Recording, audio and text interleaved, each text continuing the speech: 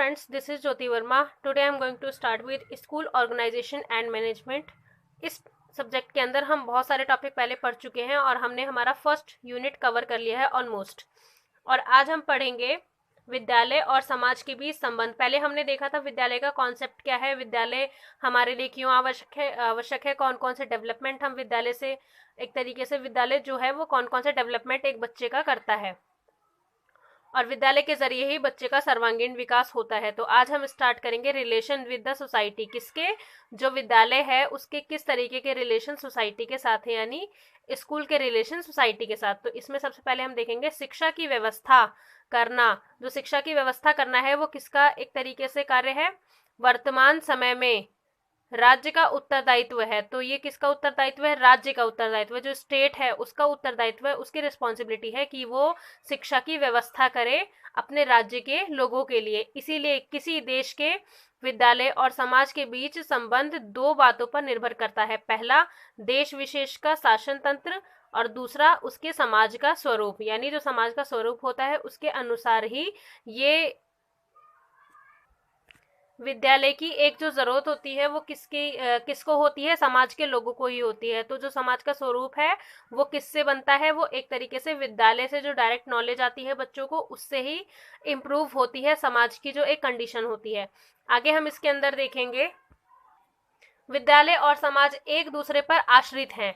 विद्यालय जो है वो समाज पर आश्रित है और समाज जो है वो विद्यालय पर आश्रित है। मतलब ये दोनों आपस में एक दूसरे पर ही निर्भर हैं। जैसे फर्स्ट हम देखेंगे भारत में क्या है, भारत में लोकतंत्र शासन प्रणाली है। मतलब भारत जो है वो एक डेमोक्रेटिक कंट्री है। तो यहाँ पर डेमोक्रेसी का पालन होता है, एक तरीके से डेमोक्रेसी है हमारे भारत में। आगे क्या है, किंतु राज्य इस कार्य में समाज का सहयोग लेता है। तो राज्य जो है वो किस कार्य के लिए समाज का सहयोग लेता है, विद्यालय के कार्यों के लिए समाज का सहयोग लेता है। सेकंड है इसके अंदर भारत में कुछ विद्यालय सरकारी कुछ गैर सरकारी होते हैं। मतलब कुछ तो गवर्नमेंट होते हैं, कुछ गैर सरकारी यानी एनजीओ टाइप के होते हैं। सरकारी विद्यालय समाज के बच्चों की शिक्षा की व्यवस्था करते हैं। यानी जो गवर्नमेंट स्कूल्स हैं वो समाज के जो बच्चे होते हैं, सोसाइटी के जो स्टूडेंट्स होते हैं उनके लिए शिक्षा की व्यवस्था करते हैं। उनकी सारी मतलब जो भी फैसिलिटी होती है एजुकेशन के लिए वो सरकारी स्कूल उनको प्रोवाइड कराता है। और जो समाज होता है, समाज इनके माध्यम से अपने बच्चों की शिक्षा व्यवस्था कर रहे हैं। मतलब समाज जो है वो इन विद्यालयों की व्यवस्थाओं के माध्यम से क्या करते हैं, बच्चों की शिक्षा की व्यवस्था कर रहे हैं। आगे हम देखेंगे थर्ड पॉइंट हमारा जिसके अंदर है समाज अथवा राज्य विद्यालयों की स्थापना इसलिए करता है। समाज जो है वो अपने राज्य में विद्यालयों की स्थापना क्यों करता है, उसको एस्टेब्लिश क्यों करता है, क्योंकि ताकि भावी पीढ़ी जो होती है, जो आने वाली पीढ़ी है, आने वाली जनरेशन है, उनके भविष्य के लिए तैयार हो सके वो।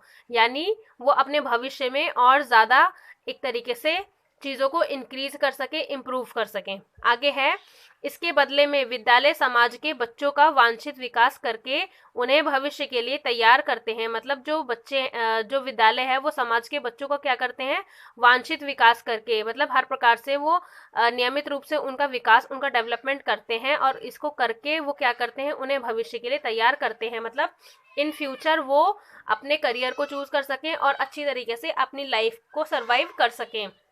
इस प्रकार विद्यालय व्यक्ति और समाज का निर्माण करते हैं। इस प्रकार क्या करते हैं, जो विद्यालय होते हैं, जो स्कूल होते हैं, वो व्यक्ति के या व्यक्तित्व को या फिर समाज का जो एक निर्माण है उसको और ज्यादा इम्प्रूव करते हैं और समाज का निर्माण और अच्छी तरीके से होता है।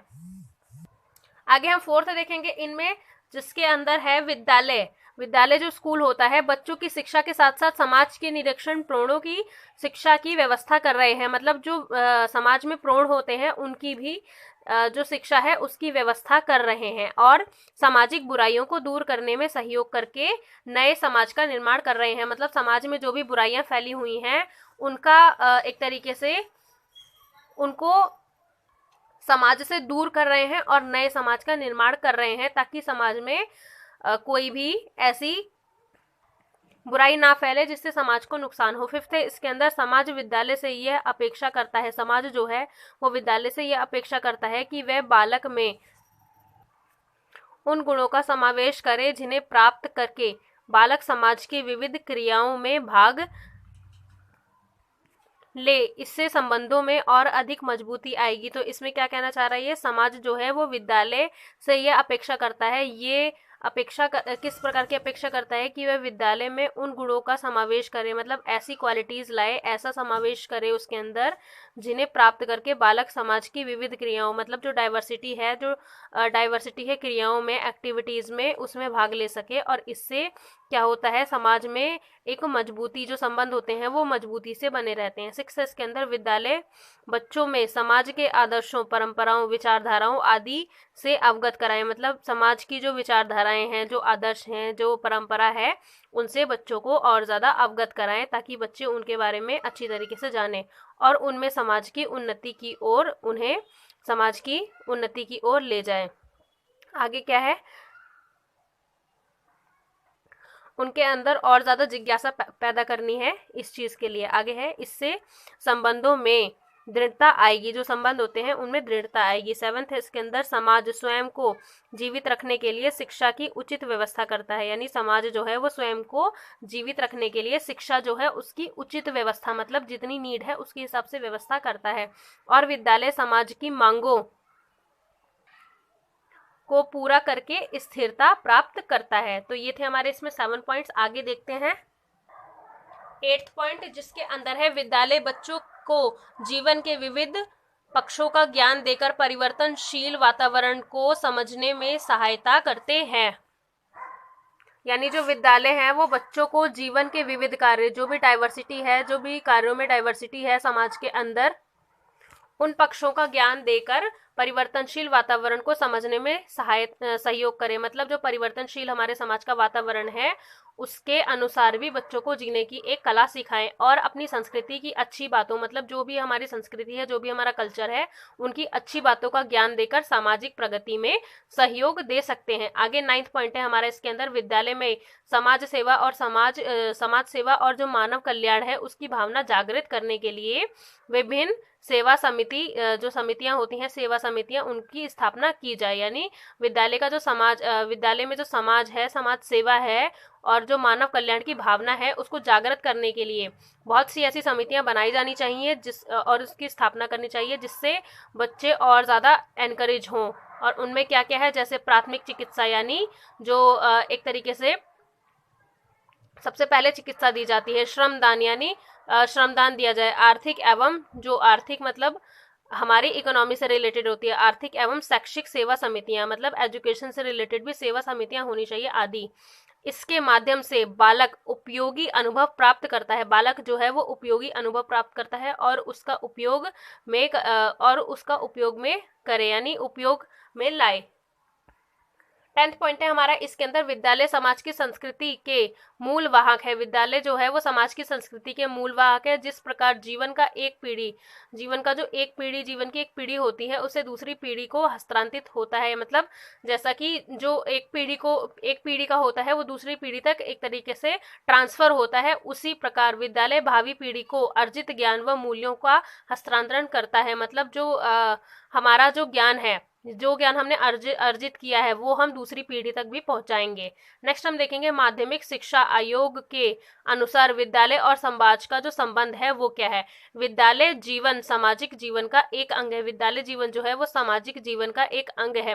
विद्यालय में बालकों को ऐसे अवसर मिले, मतलब विद्यालय के अंदर बालकों को कैसे अवसर देने चाहिए, ऐसे अवसर मिले ताकि वे बाद में सामाजिक क्रियाओं में भाग लें, मतलब जो सामाजिक क्रियाएं होती हैं वो उनमें भाग लें और समाज को उन्नति की ओर ले जाएं।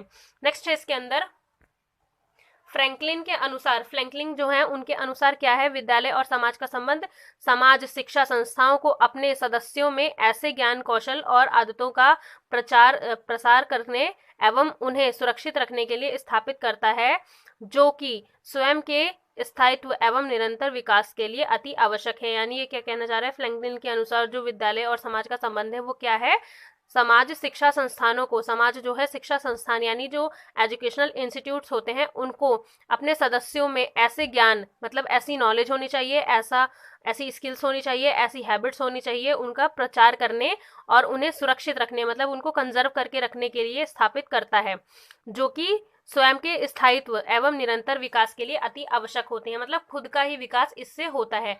निष्कर्ष हम लास्ट में देखेंगे कि इसका निष्कर्ष क्या है। इसका निष्कर्ष है विद्यालय और समाज का घनिष्ठ संबंध है। मतलब जो समाज और विद्यालय है, स्कूल और सोसाइटी है, उसका एक बहुत ही अच्छा घनिष्ठ संबंध है। दोनों एक दूसरे पर आश्रित होते हैं। मतलब दोनों ही एक दूसरे पर आश्रित है, निर्भर हैं। समाज में मनुष्य के जो संपूर्ण जीवन के तौर तरीके होते हैं उन पर निर्भर करती है। समाज मतलब मनुष्य के जो जीवन के तौर तरीके होते हैं उन पर ही निर्भर करती है। बच्चे समाज का भविष्य हैं। बच्चे जो हैं, आज के स्टूडेंट्स जो हैं, वो समाज का भविष्य हैं, जो अभी गैर सामाजिक समुदाय में रहते हैं। इनका शिक्षा के माध्यम से समाजीकरण किया जाता है। मतलब शिक्षा जो है, इससे इनका समाजीकरण किया जाता है। नेक्स्ट हम देखेंगे, अतः शिक्षा समाज में समाजीकरण का एक साधन है। तो फ्रेंड्स, यहाँ हमारा ये टॉपिक खत्म होता है, जिसके अंदर हमने देखा कि समाज का और विद्यालय का आपस में क्या संबंध है, यानी relation of school and society. So friends, thank you so much for watching this video. मेरे चैनल को सब्सक्राइब करें, वीडियो को लाइक करें, शेयर करें, कमेंट करें, and please share this video in your educational groups. Thank you so much.